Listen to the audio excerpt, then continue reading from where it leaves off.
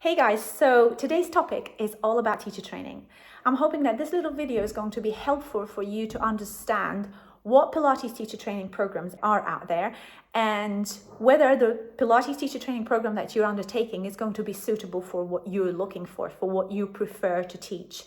So before you even start looking at Pilates programs, think about whether you want to be teaching Pilates as an addition to what you're currently teaching. So for example, if you are a personal trainer and you just want to add Pilates to your repertoire, then obviously Pilates Network is going to be just a very simple entry point for you to get into the Pilates world, which is great because then you don't need equipment, right? Likewise, if you're a physiotherapist, a Pilates comprehensive program will help you to use all the pieces of the Pilates equipment to be able to help your current patients. So it's something that you really need to consider before you even start taking a teacher training program. Some schools offer teacher training programs in block courses, which means that you would do Pilates Network first, and then you would do Pilates on the Reformer, and then you would do Cadillac, and then chair, leather barrel, etc., etc. Other comprehensive programs offer a full repertoire on all the pieces of equipment and doing different levels at different stages. So you'll be doing all the pieces of equipment that would include the mat, the Reformer, the Cadillac, the chair, the leather barrel, and of course including all the other small pieces in different levels. So we're looking at beginner level, intermediate, and advanced.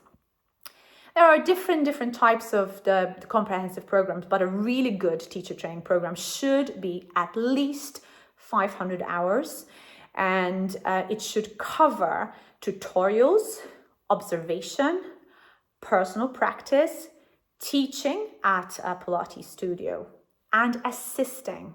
Many students kind of get caught out because they think they're paying for a teacher training program, and the teacher training program doesn't include all the teaching practice hours.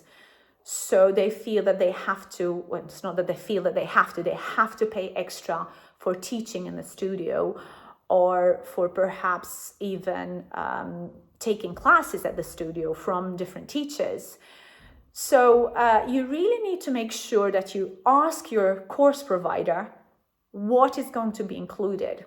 Some teacher training courses include perhaps only a set number of hours, and then anything extra you'll have to pay for. In my course, in my experience, I know that in my course we have free personal training included in group sessions, okay? And of course, free practice, teaching practice, so that part of your course would be teaching practice. You're teaching other students, so that obviously you're getting your own personal teaching practice, and you don't have to pay extra for it. So be very, very careful and be very aware of what you're actually paying for and what you get out of your course. Likewise, assisting at the studio. Assisting at the studio is very important because like that, you'll be able to identify how other teachers are spotting, where the teacher is standing to help the client, what kind of repetitions they're given, and basically getting a real feel of how the studio runs. How to place the equipment. Where do you place the equipment? Where should I be standing if I'm teaching a group? Where should I be standing if I'm teaching a private client? How far should I be away from the client? What about tactile cueing? Is it allowed? Am I able to spot my clients even during my training? Questions like this, you need to be able to identify. And I hope that this video is going to help you, because a lot of people enter into a Pilates teacher training program without having any knowledge about Pilates, or without having any knowledge of how a Pilates studio works, and without having any knowledge of maybe how the equipment works, So what's really, really important is that you get into some training before you even consider taking a teacher training program. And maybe it's also good if it is available to you, because it's not going to be available to everybody, but if you have a number of teacher training facilities around the area, maybe you look at those different teacher training facilities, going in there and taking classes as a client and figuring out whether that particular style of teaching is good for you. Do you like it? Do you feel that maybe you can get on with the teachers? Do you understand? Do you feel the method in your body? This is very selective. Pilates is a very personal thing. So you have to be very aware by doing your homework, and then you'll be able to take an informed decision. And that's going to be an empowered decision. So before you even sign up for a teacher training program, make sure you get some hours under your belt. And again, a really good comprehensive teacher training course would require that. So you make sure that you take up a comprehensive course that expects you to already have taken some hours and practiced Pilates. Another important thing is that either the teacher training course provider can provide you with, or they can refer you to an anatomy, a functional anatomy course, where you'll have a good idea of what you'll be working with regards to the body. I'm not talking about learning anatomy so that you become a doctor. I'm not talking about learning anatomy so that you can understand all the body parts, but learning anatomy in movement. And that's really important for you to understand, perhaps, whether a client there's some injury that's involved in limiting their movement, and then you'll be able to refer them out later on once you have become a teacher, right? So anatomy is also a very important part of the course, and I hope that whenever you are searching for your teacher training courses, your provider can either supply you with it or they can refer you to a good anatomy course. Okay. Another thing to consider is figuring out additional costs. As I mentioned earlier, there could be other costs associated with the teacher training course. So if you're doing a mat work course, you need to make sure that at least you have the 34 mat exercises as written in Joseph's book. If there are some pre-Pilates mat work exercises, that's great. Maybe if there's some standing exercises, that's also great. The wall exercises are brilliant for those who don't have access to any of the equipment. And most schools I know of run the comprehensive programs on the mat, the reformer, the Cadillac, the Wunderchair, the high chair, and the ladder barrel, and maybe the small barrels and spine correctors. But then a lot of schools avoid the pedipole and the neck stretcher and the armchair and all the other classical pieces of equipment, including the sandbag and the toe corrector. And the magic circle. But you've got to understand that if you are doing a comprehensive, you should really be paying for all of these pieces of equipment, pieces of Pilates apparatus. Many schools miss them out and put them on as extras at the end of your certification program. So you have to figure out these additional costs that perhaps you need to take different courses, extra courses once you have done your certification. You also need to consider travel time, and maybe you need to fly to your studio or to your course provider, and you also need to consider accommodation and meals, etc. So when you think about paying for a teacher training course, don't just think about paying for the course, It's really important for you to understand what else is involved. As I mentioned, the training, paying for taking classes, paying for travel, even taking your time out. Maybe you need to take time off work. Okay. The other thing that you need to consider is the time frame of the course, because many teacher training courses run over perhaps 1 to 2 years. This is the comprehensive program. You need to consider whether you can fit all those hours in within the time frame that your teacher training provider has stipulated. Of course, this is a very personal thing, and you need to be very aware of this to be able to commit to the program, because I tend to find that many people are really, really good at the beginning, and then they put the hours in and then they start losing momentum. as time goes on, perhaps they go off on vacation, or maybe they have an event on for most people, have children, so they might have an event on for their children, and they need to be away for a period of time. And then once they break that momentum, they find it harder to get into their teaching practice. And then what happens is that the teacher training program then says, well, or the provider rather than just says, that the program is running, for example, for a year, and after the year, you're obviously going to have to pay extra to take an extension. And if you need to pay for an extension, then of course you have to remember that it's gonna add on to the original cost of your program. So be aware of that. And this has to be really your discipline to commit. And what is really good, maybe this is something you need to discuss with your provider, is to figure out how many weekly hours you have to put into that program. Because then if you know it's going to be 10 hours a week or 15 hours a week, you commit to keeping up those hours every week. And if, which has happened to me in my own program over COVID, where we've had the pandemic, we've been shut down, and we weren't able to provide the service, then of course you need to make sure that the teacher training provider can give you an extension of time to be able to finish. Now, if they can't give an extension of time, then at least they need to make sure that they are able to open or to have the studio available to you during the times when the studio is open. So if what I'm saying is, if the studio is normally open set hours during the day, if instead of increasing the program to over a year or over 2 years, what you can negotiate with the studio is maybe you could go in and train during their non-opening hours, so that then you can stick to your whole year program. Because at the end of the day, pandemics aren't anybody's fault.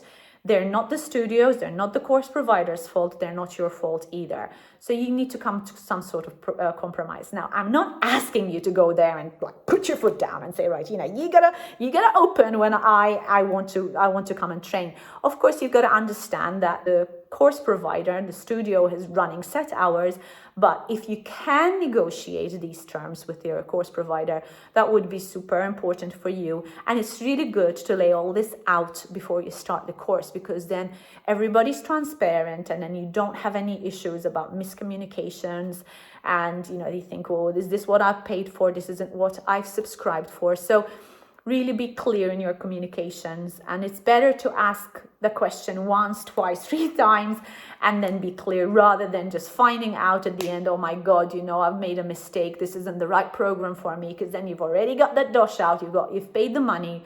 The other thing to also consider, talking about paying the money, is the course provider able to give you a payment program whereby you can maybe split your payments? Pilates courses are expensive. They are super expensive. So maybe you don't have the ability to pay the cash out front, pay the money out front. Maybe you're able to pay monthly, and just to keep that payment going and to sustain it, to make it even more manageable for you, they could split the payment fees. I know some providers expect payment and before modules are started. It's really good for you to be able to see what there is available, and perhaps it could make it worthwhile you asking the provider if it's not in the terms, that perhaps you do break the payment. Like in my own teacher training program, I have a facility whereby the client, the student, gets a discount for paying up front. And I'm sure that a lot of teacher training schools offer that as well. It's all depending on your financial situation at the time that you take up your teacher training course. Another thing to consider, and it's important to a certain extent, especially if you are not so close to your teacher training provider. And when I mean close, I mean like geographically close, location close. If you need to increase your teacher training practice, you have to consider perhaps buying yourself some equipment.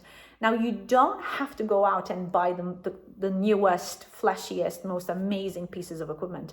Of course, it would really help if you use the same equipment, or if you have the same equipment as your studio, as the practicing studio. But if you don't have that ability, or that facility rather, you then need to purchase some equipment. Some of us are so far away from places that they don't have any teacher training schools, the studios around them, and they don't have the facility to be able to have access to used equipment. So then they have to buy themselves new equipment. Now, another thing that you have to consider when you're doing your teacher training practice, and I know that it's something that has been asked to me in my teacher training courses, and it's something that I asked when I was taking my course, and that is whether you can teach, whether you as a student can teach while you're in practice. Now, when I'm saying teach, I don't mean increasing your practice hours, because that is required as part of the course. But what I'm saying is teach to monetize. So does the school allow you to teach clients and monetize from it while you are still undergoing your certification? Now, this is going to be an answer for, like, different people have different abilities. What am I trying to say?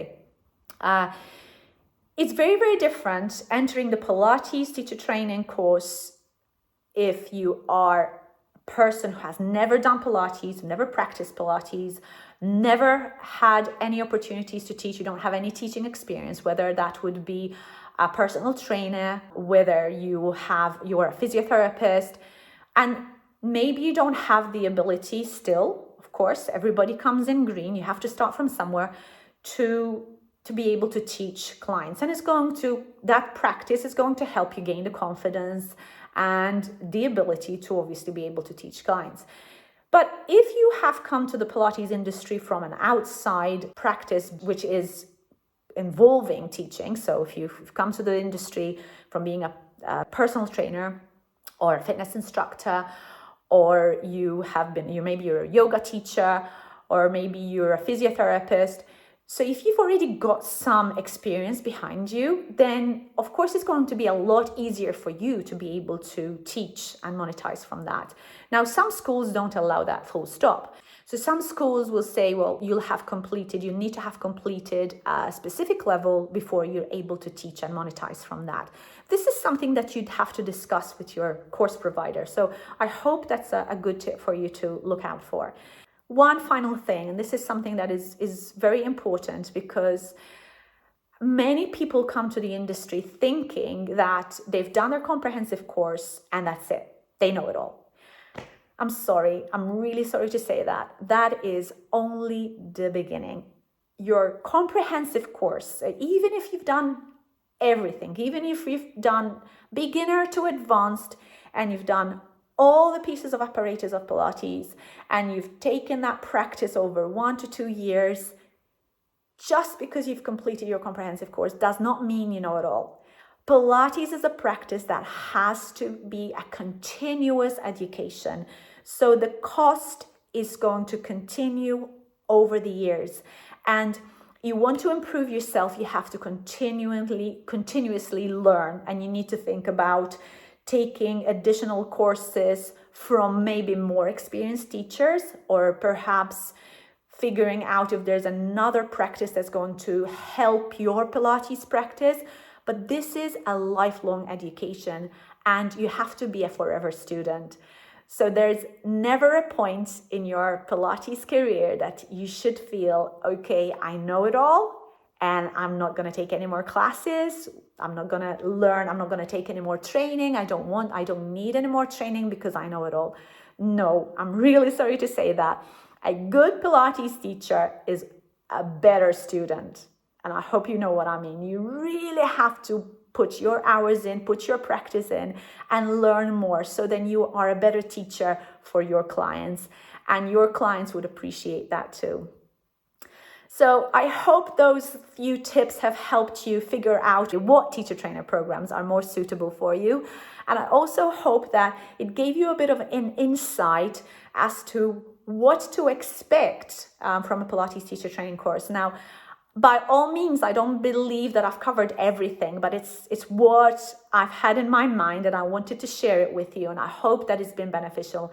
Now, there are different courses, as I said. If you're interested to take up any of my courses, you can check in my website. So it's anitahorryacademy.com. Please check out my website. If you really like this video, click a link, subscribe, and ring that bell, ding that bell, and you will be able to get all the videos that I upload every time I upload them.